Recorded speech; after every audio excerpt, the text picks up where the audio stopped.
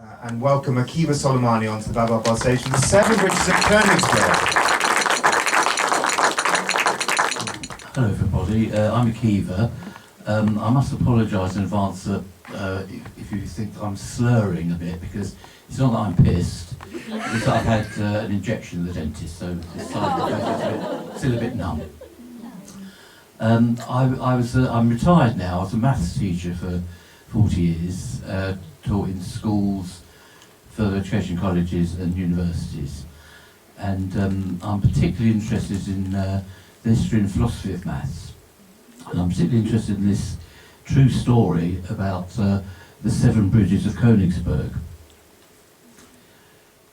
Now, Konigsberg, meaning King's Mountain, was a city in Prussia.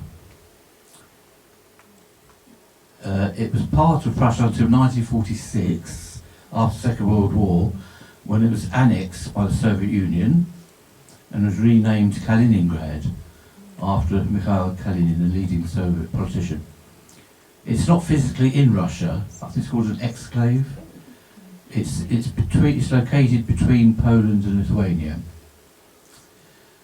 Now, in Konigsberg, there's a river, the River Pregel, and in the river it had 2 islands, one called Kneiphof, one called Lomza. And there were 7 bridges joining the 2 banks, the North Bank and the South Bank, and the 2 islands. And this is a child's drawing of the situation drawn by me. So the green North Bank and South Bank, the green is 2 islands, the blue is the river, and the red things are the bridges. So this was the setup. And each bridge had a name. There was Blacksmith's Bridge, Connecting Bridge, Green Bridge, Merchant's Bridge, Wooden Bridge, High Bridge, and Honey Bridge. I used to think that the bridge connecting the 2 islands was called Connecting Bridge, but it wasn't. I think that's called Honey Bridge. I don't know why. Now, the people of Konigsberg used to go for strolls across these bridges. They would try all different routes. They always wondered if they could cross every bridge without crossing the same bridge twice.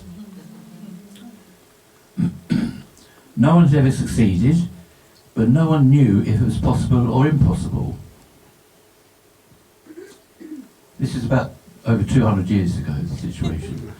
Unfortunately, this lovely activity came to a nasty end when 2 of the 7 bridges were blown up by Allied forces in the war.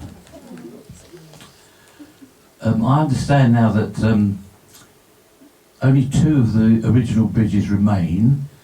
2 of them have become roads, and 1 of them has been demolished and rebuilt. So there's actually 5 bridges or roads remaining now. But then there were 7.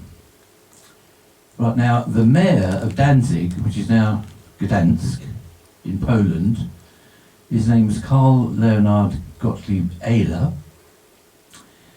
Now this mayor, he wrote to a bloke who was the greatest mathematician of his time to ask him to try and solve this problem. And this mathematician was Leonhard Euler, not Euler like in Euclid, it's a German name, Euler. Now these are his dates, and he was born in Basel, Switzerland. Now Leonhard Euler is one of the greatest mathematicians in history, and certainly the greatest in his time. He was certainly the most prolific of all mathematicians. This is a portrait of the great man. He created so much new maths and introduced so many symbols and notation that we still use today. For example, pi. He introduced the usage of pi, the Greek letter pi, which is the ratio of the circumference of the circle to the diameter. So the blue thing is the circumference, all the way going round. The red line is the diameter. Now if you imagine the red line is a piece of string, and you lift a piece of string and you tie it around the circumference, it will go around once, twice, 3 times and a bit, 3 and a bit times. And of course it doesn't matter what the size of the circle is. You have the smallest circle or the most huge circle, it's always the same 3 and a bit. pi is approximately equal to 3.141, it goes on forever. And it's now, you can notice it's roughly the same as 3 1/7. That's why in schools, when you're told to solve something about circles, you're told to assume pi is 3 1/7. Because 3 1/7 is 3.142, and you can see they both begin with 3.14. So it's, you know, that's within hundredths of a millimetre, so it's virtually the same. Anyway, initially Euler was reluctant to work on this problem, saying that he didn't think it was a serious or important maths problem, but just a problem in logic. Actually, it turned out it was a problem in logic, but he was eventually persuaded to look at it. And as well as solving it, he invented a whole new branch of mathematics in the process called topology. For example, the London Underground map is a perfect example of a topological map. Just shows the connections, doesn't bother with distances or geographical features, just how things are connected.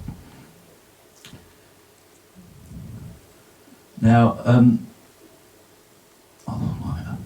Euler reduced the problem to a diagram, a network of nodes and arcs. Let me explain what I mean. Right, this is the diagram. Now the green dot at the top is the north bank, green dot at the bottom is the south bank, and the two other green dots are the islands, and the red lines are the bridges. Right, so he turned it into a diagram. Now each line is called an arc, so the bridges, the lines are called arcs. Each junction where they join is called a node. Right. Now a node can be either an even node or an odd node. What do we mean by this? An even node is a node that has an even number of arcs. So a node is even if it's got 2 lines coming out of it, 4 lines coming out of it, 6 lines coming out of it, etc. An odd node is a node that has an odd number. So it's got 1 line coming out of it, or 3 lines coming out of it, or 5 lines coming out of it. So, going back to our diagram.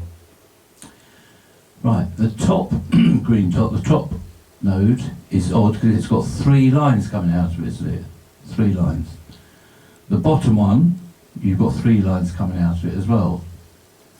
The right hand one is odd because it's got 3 arcs coming out of it. And there's one on the left, it's got 5 lines coming out of it. It's also odd. So all these nodes are odd. Right? They've all got an odd number of lines coming out of it. Now to traverse a network, traverse means go around it without going over the same one twice. To traverse a network, you only have to look at the odd nodes. You only have to look at how many odd nodes there are. It doesn't matter how many even nodes there are. Right? What's important is the odd nodes. Right, now this is the crux of how we solved it. This is how you have to get your head round. If you want to traverse it, right, except for the node you start from and the node you end on, all the other nodes, every time you go into it, you must come out of it. Because you're not starting from it, you're not ending on it. So all the other nodes, you go in, you come out, you go in, you come out. So they must have an even number of lines. Out, in, out, in. So therefore, except for the node you start from and the node you end on, all the other nodes must be even nodes if you can traverse it. But look at this diagram. You've got 4 odd nodes. Can't be done. So you can only have either no odd nodes. Traverse a network, you can only have either 2 odd nodes or no odd nodes. You can't have any more than 2 odd nodes. I tried drawing a diagram that had an odd number of odd nodes, but you can't even draw one, doesn't even exist. So, if a network has no odd nodes, then you can traverse it You can start anywhere, but you have to finish where you started, because they're even. If you start it, you have to finish it to make it an even one. If a network has 2 odd nodes, then to traverse it, you have to start on one of the odd nodes, and you have to finish on the other odd node. You can't start with one of the even nodes. So, this is the diagram. So this network has 4 odd nodes, therefore it cannot be traversed. Now this might seem quite sort of pointless or silly, or what's the use of it, but in fact his work has serious applications to circuits, electrical circuits, water circuits, computer circuits. So it's quite an important branch of mathematics that he discovered. Now I don't know about you, but when I was young, I used to doodle lots of things, and I used to try and draw this diagram without taking my pen off the paper. Right, but let's examine it. The tips of the red triangles, they've each got 2 lines coming out of it, haven't they? Right? So they're all even, so that's fine, we could ignore those. We could ignore the even ones. The middle of the diagram has got 4 green lines coming out of it, so that's even. So we don't have to worry about that. But look at the corners of the squares. Each corner of the square has got 5 lines coming out of it, which is odd. So you've got 4 odd nodes. So you can't do it. I wasted hours of my life trying to do this.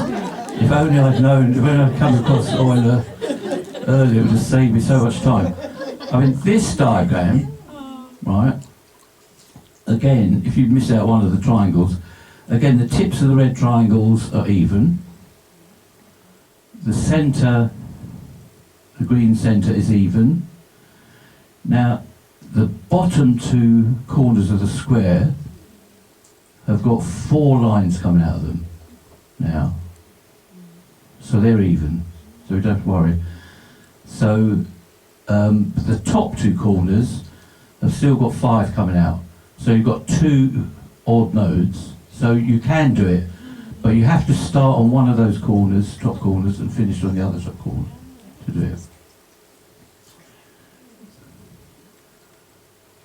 Right, now, when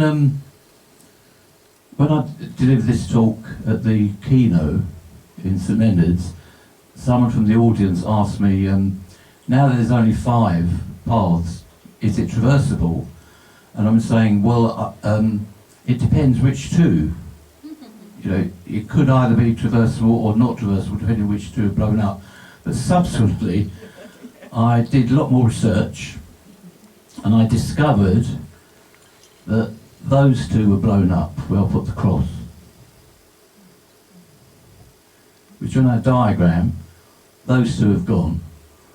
So now, the top green dot has only got 2, so it's even, which is fine. The bottom one has only now got 2, so that's even, so that's fine, we can ignore those. The left-hand one, so the right-hand one has got 3, which is odd. The left-hand one also now has only got 3, isn't it, coming out? So that's odd. So it's got 2 odd nodes. So we're all right, we can do it, but we have to start on one of the islands and finish on the other island in order to do it. We can't, if you start from the north bank or the south bank, you can't do it. So that's it. I hope you found it a bit interesting.